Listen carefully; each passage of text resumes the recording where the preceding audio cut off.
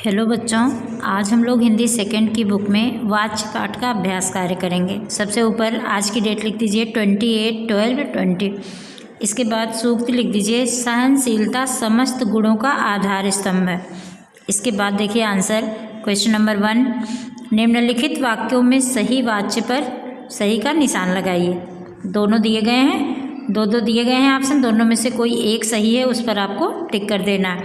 बच्चा सो गया तो कर्तवाच्य। दीपांश से पढ़ा नहीं जाता तो पढ़ा नहीं जाता मतलब असमर्थता का भाव है, तो यहाँ पर भाववाच्य।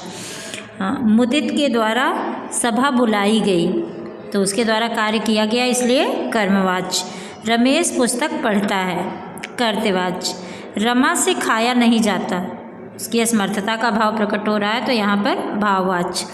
हेमा द्वारा गाना गाया जाता है, यहाँ पर कर्मवाच्य। इसके बाद दूसरा, निर्देशानुसार वाक्य बदलिए।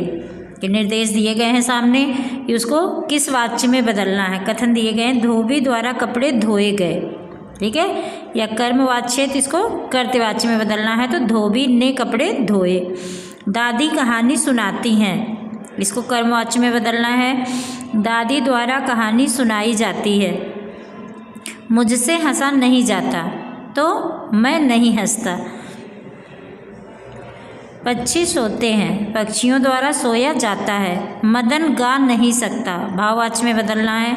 मदन से गाया नहीं जाता। इसके बाद देखिए क्वेश्चन नंबर 3, निम्नलिखित क्रियाओं से कर्तवाच्य और भाववाच्य के वाक्य बनाइए। कुछ क्रियाएं दी गई हैं, तो इन क्रियाओं से आपको कर्तवाच्य भी बनाना है और भाववाच्य भी बनाना है।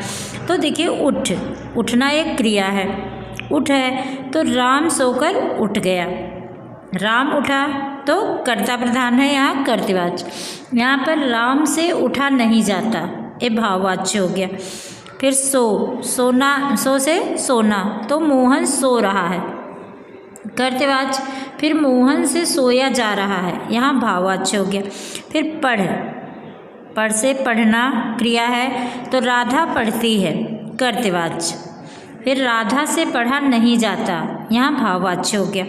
फिर बैठ, दादाजी कुर्सी पर बैठे हैं, क्योंकि बैठना एक क्रिया है, कर्तवाच्य। तो कौन बैठा, दादाजी बैठे हैं, तो यहाँ पर कर्तवाच्य। दादाजी से बैठा नहीं जाता, भाववाच्य।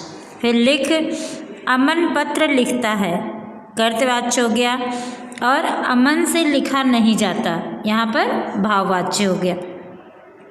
क्योंकि आप लोगों ने पाठ में पढ़ा कि भाववाच्य में अधिकतर निषेधात्मक क्रिया होती है, ठीक है, इसमें असमर्थता का भाव होता है, निषेधात्मक क्रिया होती है। तो यहाँ पर जब कर्तवाच्य लिखेंगे तो यहाँ पर कर्ता की प्रधानता होगी और यहाँ पर भाव की प्रधानता होगी। भाववाच्य में भाव की प्रधानता होगी, ठीक है।